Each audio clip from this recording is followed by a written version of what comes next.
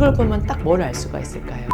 를 어필하는 사진이잖아요. 되게 자존감이 낮구나 라고 할 수 있죠. 누가 나한테 잘못을 지적하거나 부탁을 했는데 거절당했을 때 민감한 반응을 보여요. 마치 자기 자신을 형편없다 라는 식으로 확대 해석을 하는 거죠. 그리고 자존감이 낮으면 남들한테 상당히 의존적이고 자기 주장이 없을 가능성이 있어요. 아주 중요한 결정을 내리는 순간조차도 남들한테 그거를 맡기는 경향성이 있어요. 그래서 자존감이 회복되려면 이거를 쓰는 거예요. 저도 제 자녀들한테 매일 시키거든요. 그런 걸 여러분들도 하셔요. 매일. 첫 번째로 원장님도 인스타 같은 SNS를 하시나요? 인스타는 안 해요. 그럼 어떤 거? 카톡?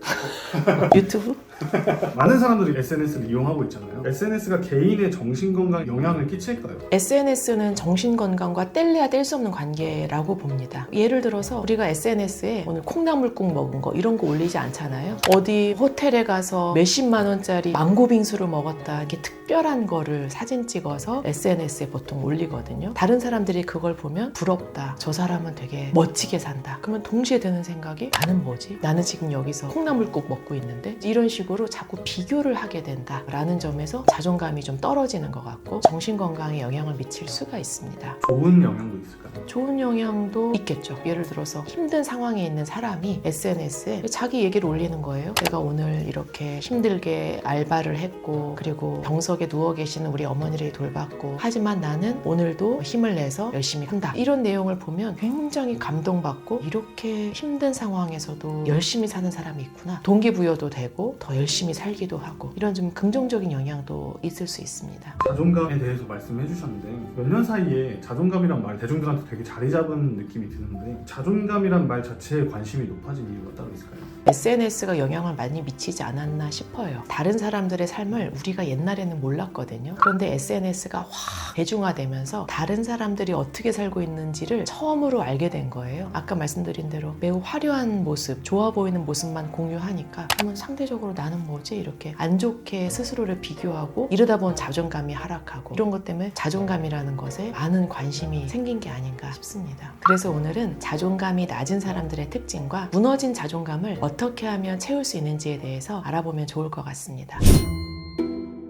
많이들 헷갈리시는 게 자존심과 자존감은 많이 다르죠. 자존감은 스스로가 중요하게 느껴지는 감정을 말하거든요. 자존심은 남이 나를 어떻게 바라보는지에 대한 내 감정을 말합니다. 그래서 자존감이 높다라는 거는 내가 나를 좋게 본다, 존중한다 이 뜻이고 자존감이 낮다라는 것은 내가 나를 되게 부족하고 안 좋은 사람으로 본다라는 뜻이죠. 그럼 정신건강의학적으로 자존감이 좀 중요한 이유가 있을까요? 보통은 자존심이 센 사람들이 희한하게도 자존감이 낮은 경우가 많아요. 그 이유는 자존감이 내가 내 자신을 높게 보는 건데 내가 내 자신을 높게 보면 남들이 나를 좋게 보나 나쁘게 보나 별로 관심이 없거든요. 그런데 내가 내 자신에 대한 자신감이 없고 부족하다라고 느끼고 이러면 남들이 나를 어떻게 보나 이거에 굉장히 몰두할 수밖에 없어요. 그러면 이제 누가 조금이라도 자기를 무시하는 것 같으면 막 화를 내고 센 척하고 이게 이제 자존심을 내세우는 사람들의 모습이라고 할 수 있죠. 예를 들어 자존감이 낮으면 첫 번째로 대인관계에서도 큰 문제를 일으킬 수 있고요. 두 번째로는 우울증이나 불안증에 빠질 수도 있고요. 세 번째로는 중독이나 스스로를 해하는 그런 어떤 말과 행동이랑도 연관이 쉽게 될 수 있기 때문에 자존감이 낮냐 높냐의 여부는 정신건강과 아주 밀접한 연관이 있다라고 볼 수 있겠습니다. 그러면 자존감이 낮은 사람들은 어떤 특징을 보이는지 알려주시죠.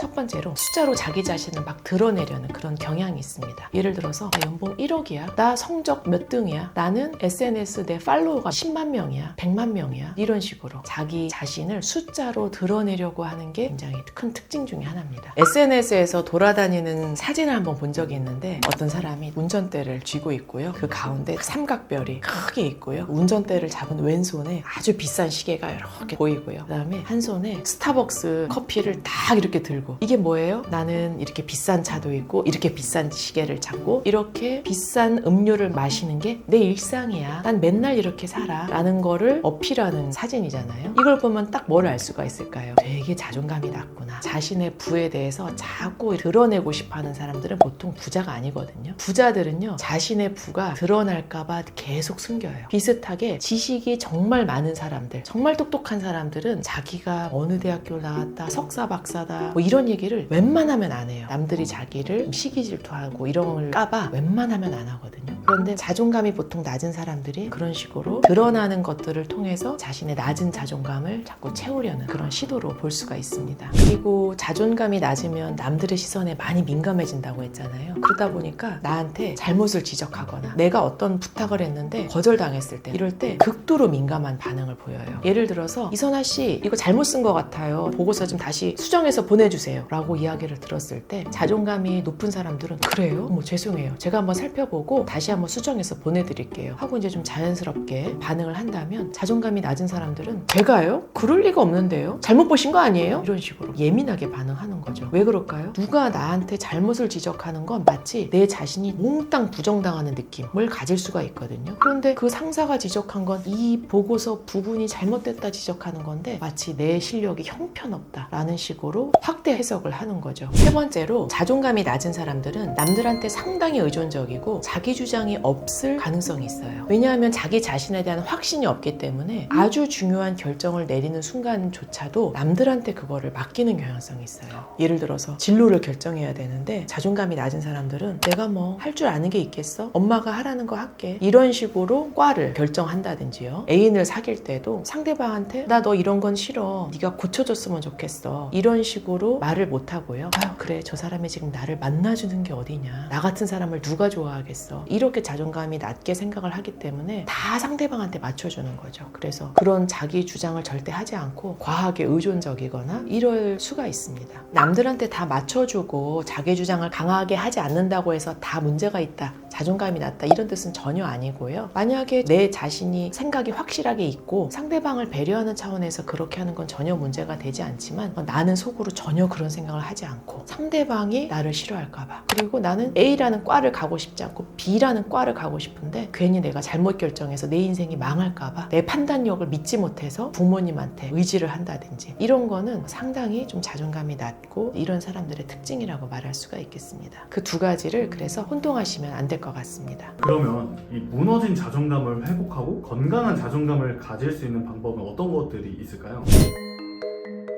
사실은 원래 자존감이라는 게 언제 형성되는지 아세요? 자존감은 아주 어렸을 때 형성이 돼요. 자존감이라는 게 내가 내 자신을 존중하는 감정이라고 했잖아요. 그런데 내가 내 자신을 어떻게 바라보겠어요? 그거는 객관적으로 바라보기가 힘들어요. 그러면 내가 내 자신을 바라보는 생각은 어떻게 갖게 되냐면 1차적으로 제일 중요한 게 부모님을 통해서 내가 내 자신을 바라보게 돼요. 예를 들어서 아주 어렸을 때부터 내가 물을 엎질렀다. 그러면 어떤 부모님은 너는 이렇게 칠칠받지 못하게 애가 맨날 그러니 이런 얘기를 쭉 들어왔다 라고 하면 엄마의 시각에서 나는 물을 매일 엎지르는 칠칠맞지 못한 아이다 이런 생각이 쭉 스며들어가는 거죠. 이런 식으로 내 자신을 바라보는 그런 시선으로 차곡차곡 쌓여요. 그래서 부모님이 아이를 귀담아 들어주고 인격적으로 무시하지 않고 이런 경우에는 자존감이 좀 건강하게 차곡차곡 잘 형성이 되는 경우가 많고 그래서 자존감이 회복되려면 가장 중요한 대전제는 내가 내 자신을 객관적으로 정확하게 볼 수 있어야 된다는 겁니다. 내가 내 자신을 객관적으로 본다는 게 사실 쉬운 일은 아니거든요. 그래서 이런 습관을 들이면 좋아요. 첫 번째로 내가 발전한 점을 하루에 1개씩 매일 쓰는 거예요. 예를 들어서 내가 어제는 물을 3번이나 엎질렀는데 오늘은 1번밖에 안 엎질렀네. 이거를 쓰는 거예요.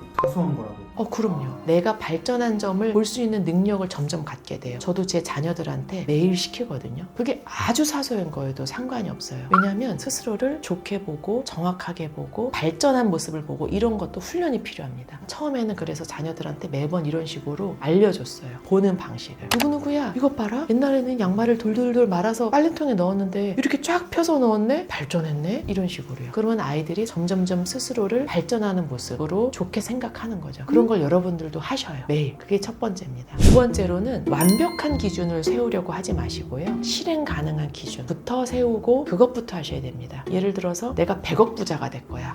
근데 돈이 1억도 없네. 아유 망했어. 내가 뭐 그렇지. 이렇게 하시면 안 되고요. 100억 부자가 되고 싶다라는 막연한 목표를 세우기보다는 내가 한번 1000만 원을 만들어 볼까? 그러려면 한 달에 얼마를 모아야 되지? 30만 원? 50만 원까지 한번 더 모아볼까? 이런 식으로 아주 구체적이고 실행 실현 가능한 목표를 세우고 하시는 게 좋습니다. 그래서 이렇게 작은 성공을 반복하다 보면 나도 할 수 있구나 이런 생각이 차츰차츰 쌓여서 건강한 자존감을 형성할 수 있게 됩니다. 그 다음으로는 솔직한 표현 연습하기입니다. 예를 들어서 싫어도 꿍 하고 있고 좋은 게 좋은 거지 하면서 다 남들한테 맞춰주고 이런 거를 지양하시고 한번 얘기해 보는 거예요. 용기를 내서 이번에 김치찌개 먹으러 갈래? 아니 나는 지금 김치찌개 별로 안 먹고 싶어. 냉면 먹으러 가면 어때? 이런 식으로 한번 말해보는 거예요. 그러면 막상 상대방이 그래 좋은 생각이다 맛있겠다 이런 식으로 반응을 하는 거를 수차례 경험하시게 될 거예요. 내가 생각하고 무서워했던 것보다 상대방들은 훨씬 더 내 이야기를 잘 들어줄 거고 내 부탁을 잘 들어줄 거예요. 그래서 한번 내가 싫은 티도 내고 좋은 티도 내고 내가 결정도 한번 해보고 이렇게 하면서 한 번씩 두 번씩 연습하면 좋을 것 같습니다. 이런 사소한 메뉴 정하는 문제뿐만이 아니라 정말 중요한 결정들 어느 과를 가야 되나 어떤 회사에 취직을 해야 되나 하실 때에도 내 의견을 피력을 하는 게 굉장히 중요합니다. 그래서 어머니 제가 볼 때는 저는 그쪽보다는 이쪽이 저한테 더 적성에 맞을 것 같아요. 이걸 하면서 훨씬 더 행복하고 보람 있게 할 수 있을 것 같아요. 이런 식으로 중요한 결정도 스스로 내리고 말하고 어필하고 할 필요가 있는 거죠.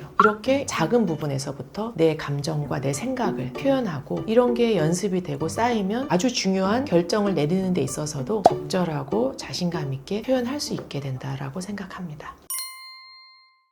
오늘은 자존감이 낮은 사람들의 특징과 또 어떻게 하면 무너진 자존감을 다시 세울 수 있는지에 대해서 좀 알아보는 시간이었습니다. 여러분들 중에 무너진 자존감이 있다라고 하면 여러분의 탓이 아닐 확률이 높아요. 그리고 실제 모습과 다르게 여러분들이 지금 스스로를 낮게 생각하고 있을 가능성이 있습니다. 실제로 여러분들은 아주 소중하게 태어난 분들이고 당연히 소중하게 대우를 받고 있어야 되는 분들입니다. 그래서 스스로에 대한 잃어버린 자존감도 다시 한번 건강하게 회복하시기를 진심으로 바랍니다. 오늘 영상이 도움이 되셨다면 구독과 좋아요 눌러주시고 낮은 자존감으로 힘들어하는 분들이 계시다면 이 영상을 널리 공유해 주시기 바랍니다. 그러면 저는 다음에 또 다른 좋은 영상으로 찾아뵙도록 하겠습니다. 쿠쿠닥스의 이선아였습니다. 감사합니다.